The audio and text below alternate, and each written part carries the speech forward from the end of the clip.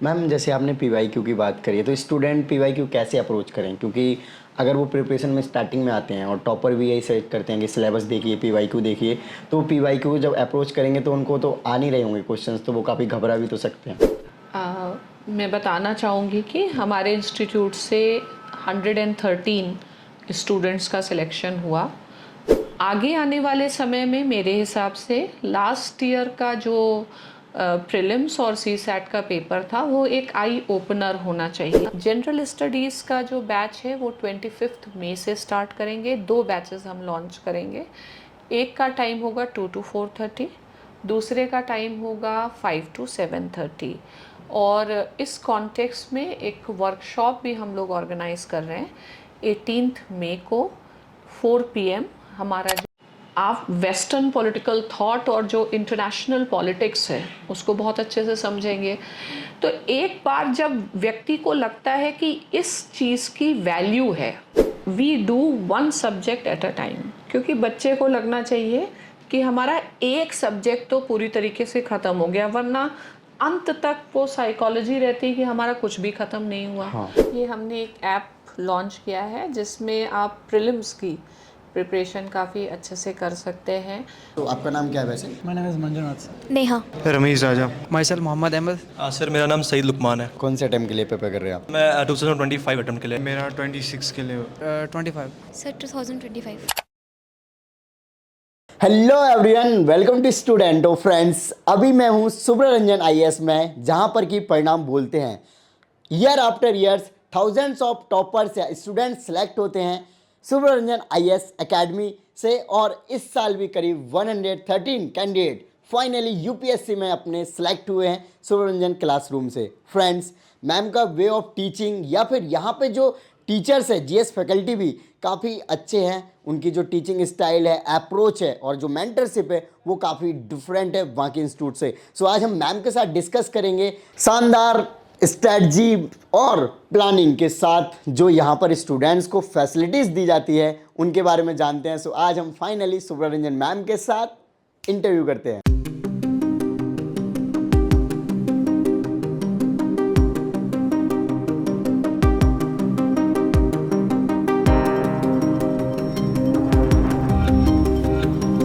Okay, so finally हमारे साथ अभी मैम है और मैम काफ़ी हार्ड वर्किंग है और कह सकते हैं मैम की जो कंसिस्टेंसी है वो बहुत ही ज़्यादा है। और हमारे लिए तो ये काफ़ी सौभाग्य प्लेजर की बात है कि मैम हम जैसे स्टूडेंट्स को टीच करते हैं और मैम डेली अराउंड 3 क्लास लेते हैं और उसके बाद भी कभी थकते नहीं हैं। दिल्ली में मैम का अलग ही नाम है। कहीं ना कहीं मदर की तरह आप स्टूडेंट्स को ट्रीट करते हैं, जो कि स्टूडेंट्स काफ़ी पसंद करते हैं। और आपका जो कंटेंट है वो बहुत ही यूनिक है मैम। आपकी जो रिसर्च रहती है वो काफ़ी शानदार और अमेजिंग रहती है, जो कि डायरेक्टली रिजल्ट में भी रिफ्लेक्ट होती है। मैम के साथ हम डिस्कस करेंगे आज डिटेल में।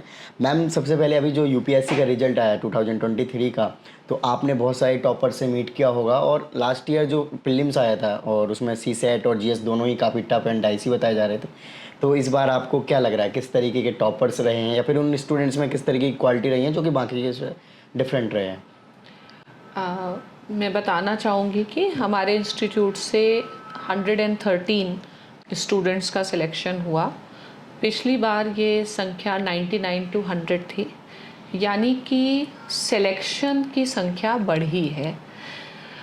अब हम देखें कि इस बार का पेपर टफ़ था तो टफ़ था ही क्यों, क्योंकि यदि इतने ज़्यादा संख्या में लोग फॉर्म भर रहे हैं तो यूपीएससी को प्रीलिम्स में बहुत लोगों को एलिमिनेट करना होगा। जी मैम। फाइन, तो जब बहुत लोगों को एलिमिनेट करना होगा तो ऑब्वियसली जो पेपर बनाया जाएगा वो एलिमिनेशन की फ़िलॉसफी को बहुत ज़्यादा फोकस करके बनाया जाएगा।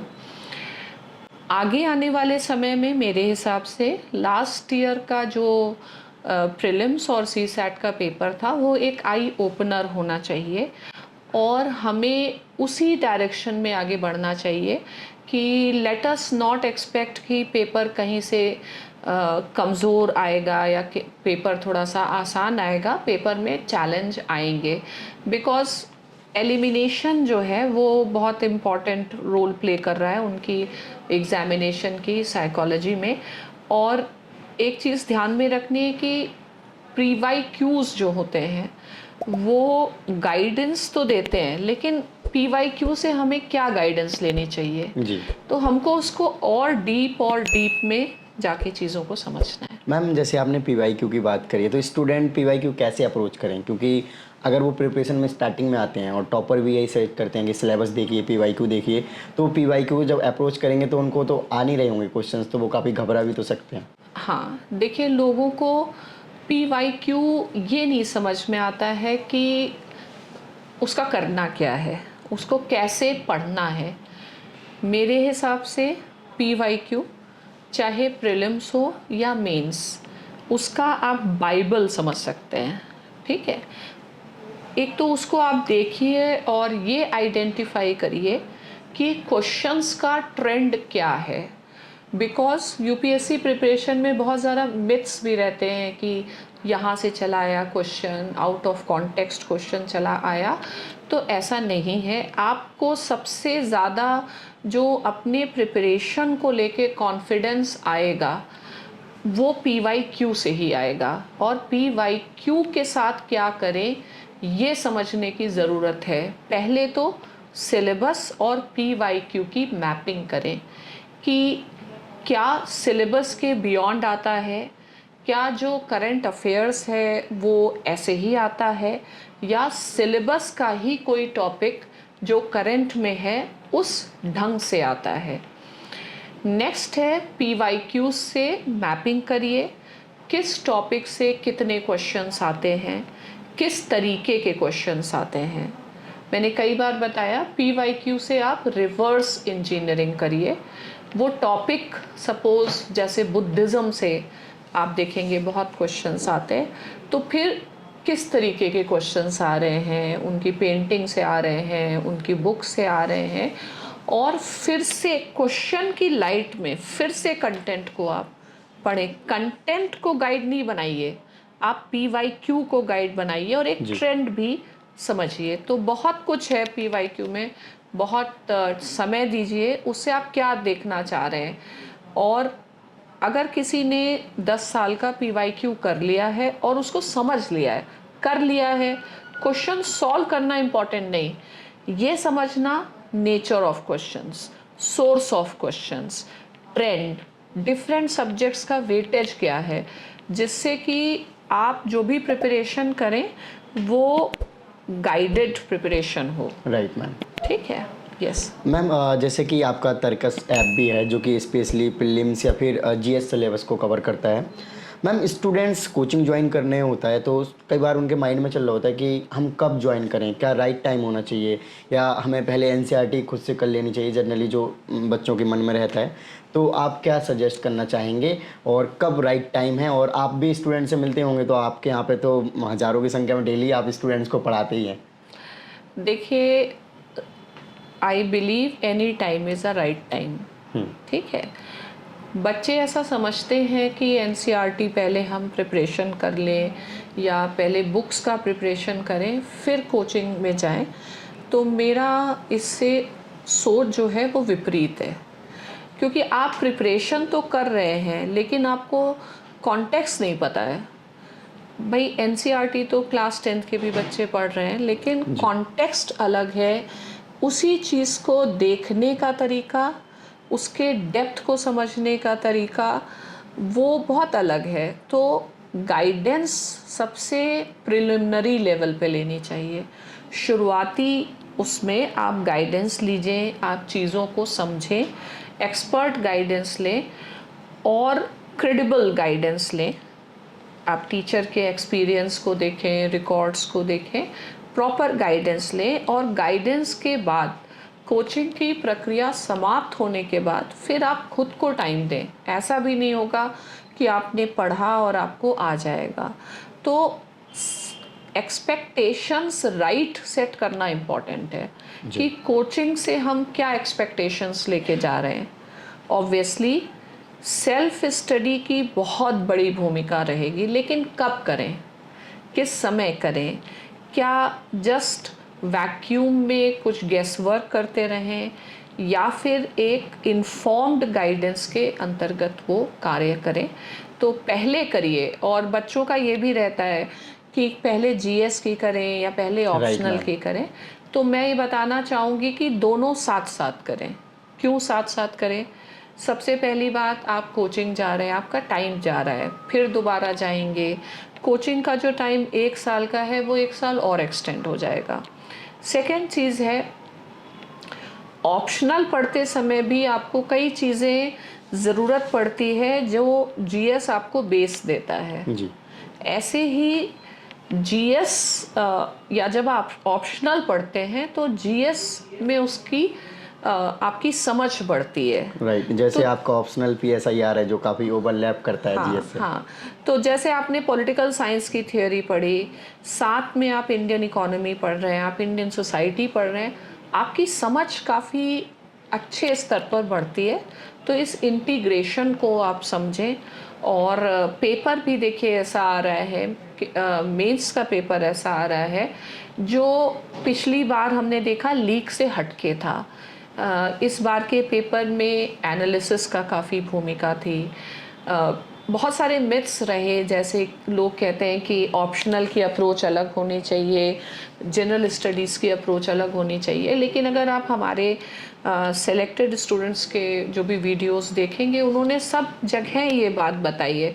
जिसने भी GS2 में हाईएस्ट मार्क्स लाए उन्होंने यूटिलाइज़ किया है, उन्होंने नॉलेज का इंटीग्रेशन किया है। क्योंकि देखिए नॉलेज बढ़ती जा रही है तो हमको कहीं ना कहीं इंटीग्रेशन करना पड़ेगा।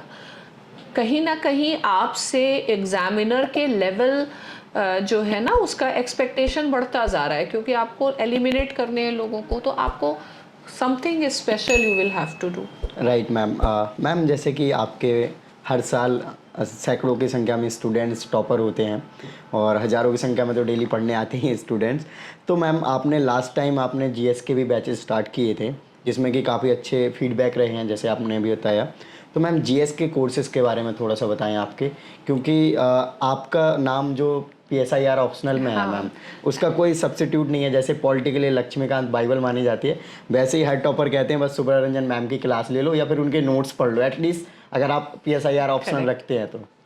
इनफैक्ट कई बच्चे जिन्होंने नोट्स के थ्रू किया वो भी यहाँ पर आए जी। और दे हैव शोन कि भाई किस तरीके से उन्होंने नोट्स का उसका यूज़ किया। तो ये चीज़ मैं बताना चाहूँगी कि जो हमारा जनरल स्टडीज़ का प्रोग्राम है विशेषकर पॉलिटिकल साइंस के स्टूडेंट्स को ध्यान में रखकर बनाया गया है।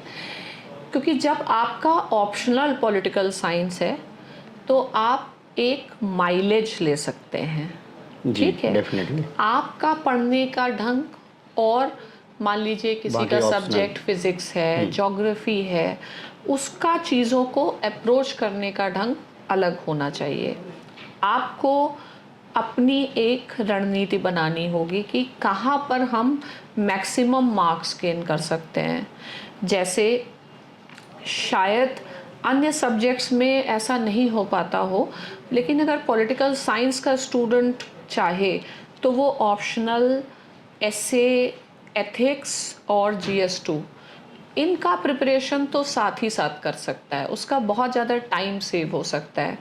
इन जनरल जैसे लोग सोचते हैं कि वर्ल्ड हिस्ट्री ना पढ़ें या वर्ल्ड हिस्ट्री से बहुत मार्क्स क्वेश्चंस नहीं आते, लेकिन फिर भी वर्ल्ड हिस्ट्री आप पढ़ें। क्यों? क्योंकि पूरा मॉडर्न इंडिया, पूरा मॉडर्न फिलॉसफी, बहुत सारी चीज़ों का बेस है वर्ल्ड हिस्ट्री। जब आप वर्ल्ड हिस्ट्री पढ़ते हैं तो उसमें रेनेसा की बात होती है, रिफॉर्मेशन की बात होती है। अगर आपको इन चीज़ों की जानकारी नहीं है तो आप एथिक्स नहीं समझेंगे ठीक से, आप एसेज नहीं लिख पाएंगे।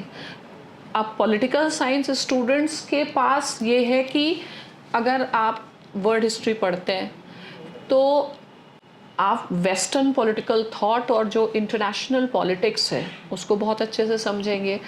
तो एक बार जब व्यक्ति को लगता है कि इस चीज़ की वैल्यू है तो वो ज़्यादा इंटरेस्ट से वो चीज़ करता है।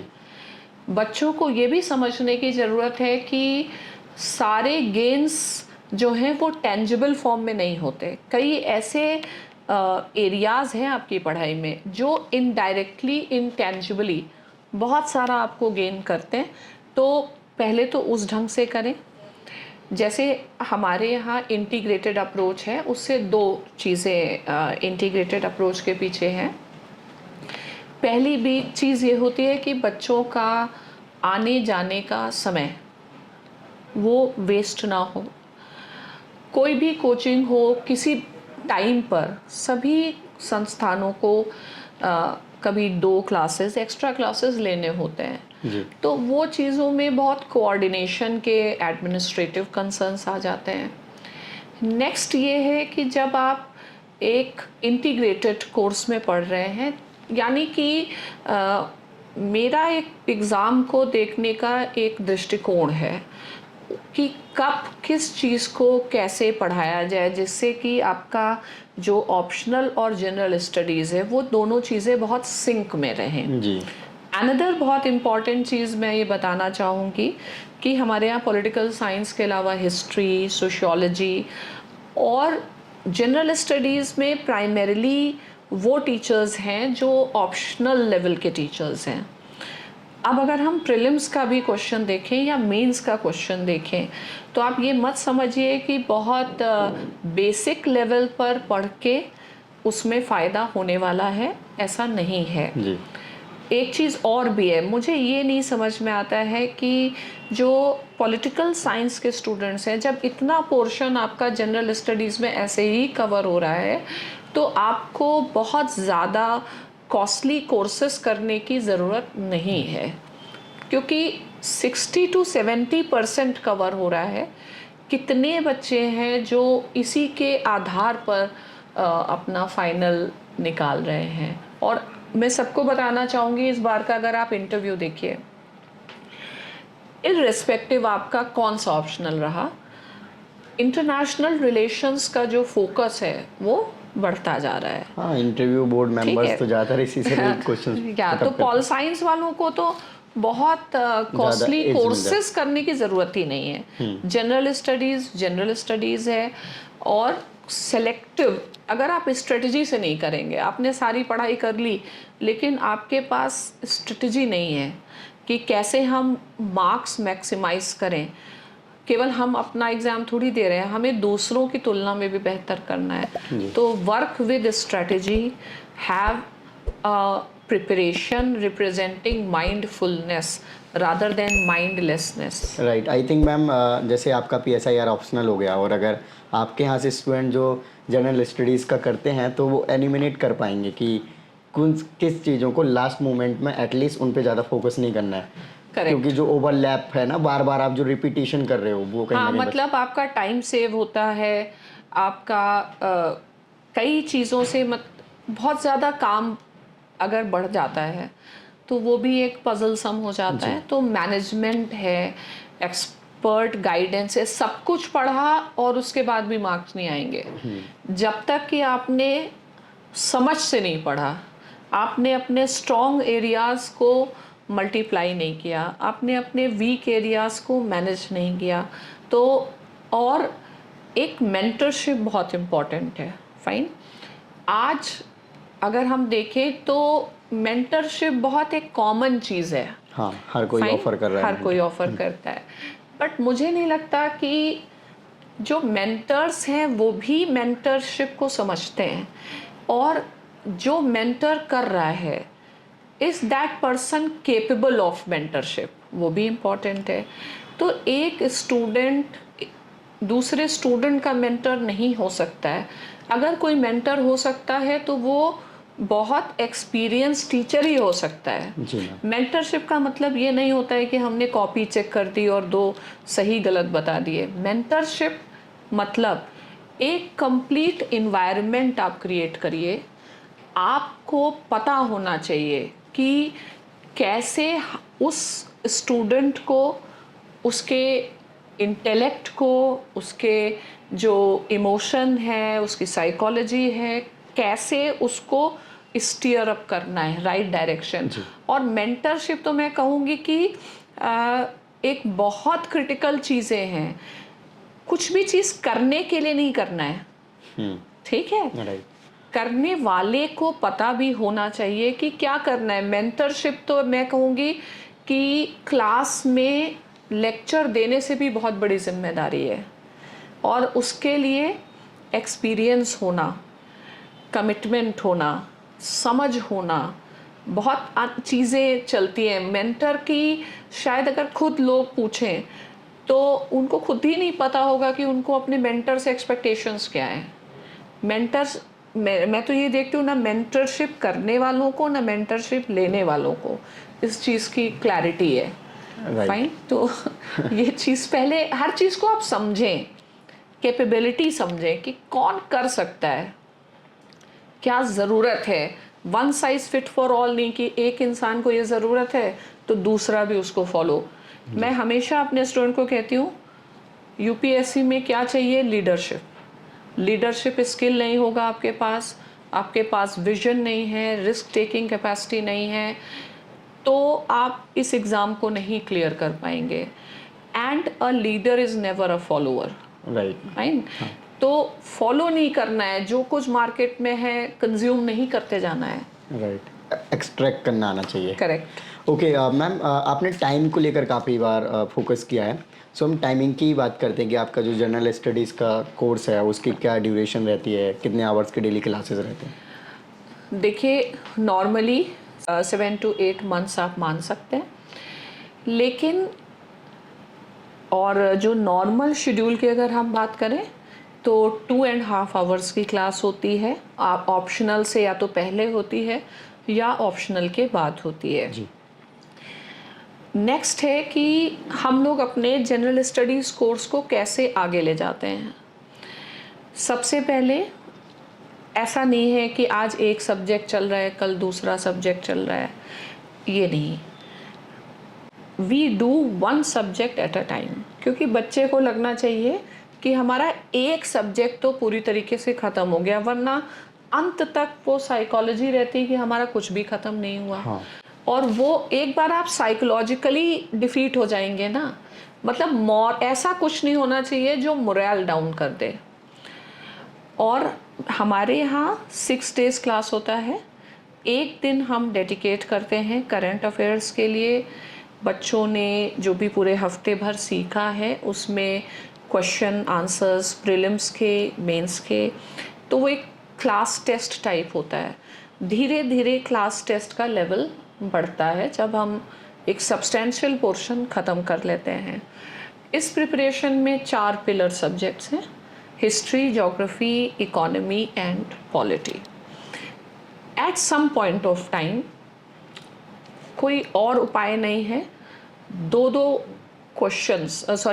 क्लासेस करने ही पड़ते हैं, वरना सिलेबस ख़त्म नहीं होता है। कारण क्या है, पुरानी जितनी चीज़ें वो आपको पढ़नी है, लेकिन नया भी कितने रेट से एक्सपैंड हो रहा है वो भी आप इग्नोर नहीं कर सकते हैं।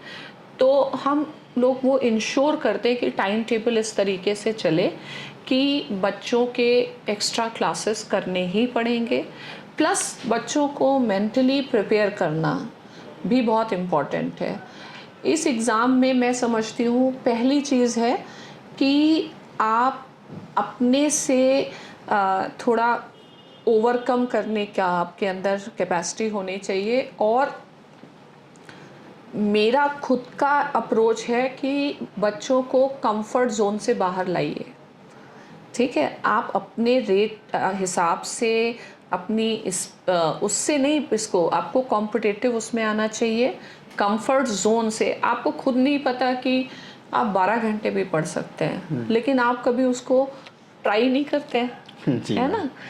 तो आपको अपनी कैपेसिटी पता नहीं है, और शायद यही रोल मेंटर का है, टू स्टिर कि कैसे लोग अपने ही पोटेंशियल को समझें और आगे जाएं। राइट मैम, इस बार काफ़ी टॉपर्स के साथ मैंने इंटरव्यू किया, तो जो फर्स्ट अटैम्प्ट में सिलेक्ट हुए तो उन्होंने कहीं ना कहीं कोचिंग की हेल्प ली और अराउंड 1 ईयर या फिर 1 ईयर 3 मंथ्स या 2 मंथ्स में कम्प्लीटली प्रिपरेशन करी और सिलेक्शन भी ले लिया। तो ये क्या सच में पॉसिबल है? पॉसिबल है। देखिए ऐसा है कि जो लोग, मेरे पास बहुत सारे स्टूडेंट्स आते हैं जो प्रीलिम्स के बाद भी आते हैं, कर लेते हैं, लेकिन ये एक दिन की पढ़ाई नहीं है, ठीक है। डिपेंड करता है आपका स्कूल के समय क्या बैकग्राउंड रहा, आपका बाद में क्या बैकग्राउंड रहा। तो कुछ बच्चे भले हो सकता है फॉर्मली नहीं प्रिपरेशन कर रहे हों, लेकिन फिर भी हों प्रिपरेशन में। प्रिपरेशन के कई डायमेंशंस हैं। कई लोग बहुत पढ़ के भी मेंटली प्रिपेयर नहीं होते। भाई मेंटल प्रिपरेशन भी तो बहुत इम्पॉर्टेंट है ना। तो कई चीज़ें रोल प्ले करेंगी, एक चीज़ रोल प्ले नहीं करेगी कि आपने आया और पढ़ लिया। आपका बैकग्राउंड रोल प्ले करता है, आपका लैंग्वेज पे कितना कमांड है। तो different people obviously at different stages, उनकी स्ट्रेटजी भिन्न हो सकती है। मैं हमेशा बच्चे को केंद्र में रखती हूँ और स्टूडेंट के अनुरूप स्ट्रेटजी होनी चाहिए। Right ma'am. ठीक है कि उसका बैकग्राउंड कहाँ से है, जी तो उसके अनुरूप होनी चाहिए स्ट्रेटजी। जी। फ्रेंड्स, जो मैम के कोचिंग इंस्टीट्यूट्स के साइट के लिंक हैं, कॉन्टैक्ट डिटेल वगैरह हैं कोर्सेज़ की इंक्वायरी के लिए, आपको वीडियो के डिस्क्रिप्शन में मिल जाएंगे। मैम वैसे अपकमिंग बैचेस के बारे में बता सकते हैं? जीएस के बता दीजिए पहले, फिर ऑप्शनल वगैरह जो भी है। देखिए कुछ बैचेस तो स्टार्ट हो गए, जैसे पॉलिटिकल साइंस का बैच और जनरल स्टडीज़ का बैच, लेकिन बहुत सारे स्टूडेंट्स हैं जो अभी एग्ज़ाम्स दे रहे होते हैं, तो उनको देखते हुए पॉलिटिकल साइंस का बैच हम लोग 20 जून से स्टार्ट करेंगे। उसका टाइमिंग 11 to 1:30 होगा। जनरल स्टडीज़ का जो बैच है वो 25 मई से स्टार्ट करेंगे। 2 बैचेस हम लॉन्च करेंगे। एक का टाइम होगा 2 to 4:30, दूसरे का टाइम होगा 5 to 7:30। और इस कॉन्टेक्स्ट में एक वर्कशॉप भी हम लोग ऑर्गेनाइज़ कर रहे हैं 18 मई को 4 PM। हमारा जो 32B पूसा रोड प्रेमाइस है, मेट्रो स्टेशन के साथ में। या और इस बार थोड़ा सा जल्दी कर रहे हैं क्योंकि लास्ट टाइम जो वर्कशॉप की वो काफ़ी लंबी चली गई और बहुत सारे बच्चे बहुत रात तक बैठे रहे, तो इसलिए हम लोग थोड़ा सा इस बार पहले से शुरू करेंगे। और आप सभी हमारे जनरल स्टडीज़ की जो टीम के टीचर्स हैं उनसे आप मिलेंगे, आप देखेंगे कि कैसे हम लोग पढ़ाते हैं, हम लोग का अप्रोच क्या है और स्ट्रेटजी क्या है। ओके मैम, जो जनरल स्टडीज़ और ऑप्शनल दोनों करने वाले हैं आपके यहाँ से, तो कुछ उनको एक्स्ट्रा एडवांटेज या फिर फी कंसेशन वगैरह रहेगा क्या? हाँ, उनके लिए एक अपना एक इंटीग्रेटेड जो भी लेते हैं, यहाँ तक कि जिन्होंने जैसे पॉलिटिकल साइंस पहले कर लिया है तो वो अपग्रेड करा सकते हैं। फाइन, तो उसके डिटेल्स वो ऑफिस से मिल सकते हैं और of course they are going to get huge advantage. Right ma'am. Ma'am PSIR optional में ज़्यादातर देखा जाता है, ये लास्ट क्वेश्चन है मैम, कि अच्छे मार्क्स आते हैं और टॉपर भी कहीं ना कहीं मैक्सिमम ऑप्ट करते हैं, तो ये कहीं ना कहीं आपके नोट्स और आपके टीचिंग का ही कमाल लगता है कि ज़्यादा मार्किंग बाकी कंपेरेटिवली देखा जाए ऑप्शनल से तो ठीक ठाक मार्किंग इसमें रहते हैं टॉपर्स के। हाँ, क्योंकि we work with a goal and we want कि हमारे जितने भी स्टूडेंट्स आए वो यहाँ पे सक्सेसफुल हों। और इसीलिए ये प्रयास भी है कि पॉलिटिकल साइंस को तो हम लोग मैनेज करते हैं, लेकिन जनरल स्टडी एक रोड ब्लॉक ना बने। और मैं यही कहना चाहूँगी कि जो भी पॉलिटिकल साइंस के स्टूडेंट हैं, they should always feel relaxed because they are comparatively in a better position, and they should approach this exam with an integrated approach। और इंटीग्रेशन का मतलब केवल सब्जेक्ट्स का इंटीग्रेशन नहीं, it is a integration of your physical, mental, moral and spiritual capabilities. आपको अपना best देना है, टोटलिटी में देना है। अगर इसमें से कुछ भी कमी रह गई, नॉलेज की कमी रह गई, कंटेंट की कमी रह गई, spiritual, moral, mental, emotional, physical, तो कहीं ना कहीं हम जो चाहते हैं हो सकता है कि हम सेलेक्ट हो जाएं पर हमारी मनचाही रैंक ना मिले। तो और एक ही अटेम्प्ट, मैं हमेशा कहती हूँ first attempt is the best attempt. और ऐसा करिए कि आगे से आपको एक ही बार में आपकी जो भी इच्छा है, आपकी जो भी जॉब है वो आपको मिल जाए और पुनः इस प्रक्रिया से ना गुजर। मैम आपकी जो ऐप है तरकस वो काफ़ी पॉपुलर है और काफ़ी अच्छे फीचर हैं जो कि स्टूडेंट्स के स्टडी फ्रेंडली हैं, तो थोड़ा इसके बारे में बताएं आप। ये हमने एक ऐप लॉन्च किया है जिसमें आप प्रीलिम्स की प्रिपरेशन काफ़ी अच्छे से कर सकते हैं। इसमें काफ़ी स्तर के जो क्वेश्चंस हैं, पैटर्न के अनुसार क्वेश्चंस हैं और सिंपल से लेकर के डिफ़िकल्ट सभी तरीके के जो क्वेश्चंस हैं, इसका आप जितना ज़्यादा यूज़ करेंगे, जितना ज़्यादा आप इसको प्रैक्टिस करेंगे, उतना ज़्यादा आपको प्रीलिम्स में कॉन्फिडेंस आएगा।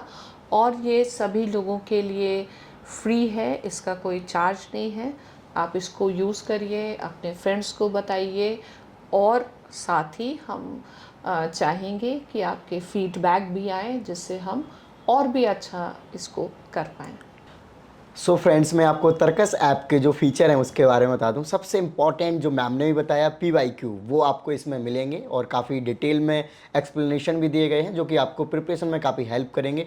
दूसरी आ जाती है NCERTs में आपको कम्प्लीटली मिलने वाले हैं चैप्टर वाइज, और मोस्ट इंपॉर्टेंट इसमें आपको MCQs मिलेंगे जो कि सब्जेक्ट वाइज मिलेंगे, और साथ ही साथ करंट अफेयर्स जो कि आपको डेली करंट अफेयर्स के भी MCQ मिलेंगे जिनको आप प्रैक्टिस करके अपनी प्रिपरेशन को काफ़ी इन्हांस कर सकते हैं। और इसमें आपको प्रिपरेशन को भी कस्टमाइज़ करने, मतलब आप किन सब्जेक्ट को या फिर किन क्वेश्चंस को अटेम्प्ट करना चाहते हैं वो फीचर्स भी मिलेंगे। सो ये काफ़ी आपकी प्रिपरेशन में हेल्प करेगा। एक और मोस्ट इंपॉर्टेंट फीचर, जैसे कि आपको पता है कि GS में 100 क्वेश्चंस आते हैं, सो इसमें मॉक टेस्ट भी मिलेंगे आपको जिसमें कि 100 क्वेश्चंस आते हैं जिनको आप अटेम्प्ट कर सकते हैं और अपनी एक्यूरेसी को चेक कर सकते हैं कि आपकी प्रिपरेशन कैसी चल रही है। सो फ्रेंड्स, तरकस ऐप ज़रूर डाउनलोड करें, लिंक डिस्क्रिप्शन में है।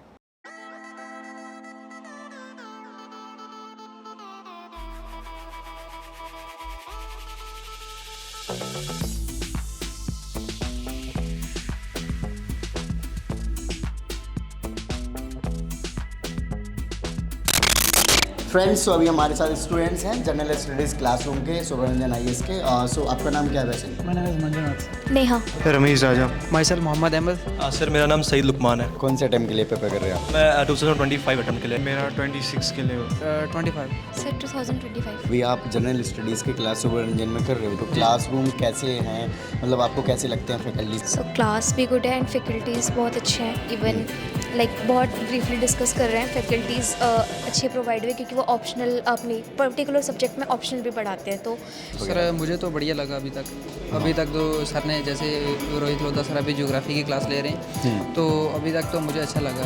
तो क्लासेस वगैरह कैसे लगते हैं आपको? सर देखिए, आपको अगर मैं बेसिक थिंग्स यहाँ की बताऊँ तो अगर आप यहाँ पर कोचिंग ले रहे हैं इस इंस्टीट्यूट में, अगर आप इन कंपैरिजन में किसी और को यहाँ पे डाउन नहीं दिखाना चाहता हूँ, बस ये कह रहा हूँ कि अगर आप किसी और कंपैरिजन में देख रहे हैं, क्योंकि मैंने काफ़ी यहाँ पे ना आकर बहुत मैंने जाना बाकी कोचिंग इंस्टीट्यूट के बारे में, क्या कहाँ पे कैसे पढ़ाया जा रहा है। सुब्रमण्यन का क्या फ़ायदा पड़ रहा है इंस्टीट्यूट, कोचिंग इंस्टीट्यूट का, कि आपको यहाँ पे बेसिक थिंग्स क्लियर की जा रही है। बेसिक से भी बेसिक अगर आप देखेंगे ना, NCERT फाउंडेशंस है, GS का फाउंडेशन है, आपको ऑल PSIR का आ गया, बाकी ऑप्शन आ गया। हालांकि कुछ लोग क्या है वो कहते हैं कि सुब्रमण्यन का जो फाउंडेशन है that lies only on PSIR, but अभी के टाइम पे अगर आप देखेंगे ना तो ऐसा नहीं है। अभी के टाइम पे ये बाकी ऑप्शनल और GS में भी काफ़ी फॉरवर्ड जा रहा है, तो it is way better than you are looking for. Okay, so friends, ma'am के इंस्टीट्यूट से अगेन मैं आपको रिमाइंड करा दूं, अगर आप कनेक्ट होना चाहते हैं तो वीडियो के डिस्क्रिप्शन में आपको डिटेल मिल जाएगी, कॉन्टैक्ट नंबर, साइट का लिंक वगैरह। सो आई होप फ्रेंड्स कि आपको ये इंटरेक्शन काफ़ी अच्छा लगा हो, तो इस वीडियो को लाइक करें। जय हिंद।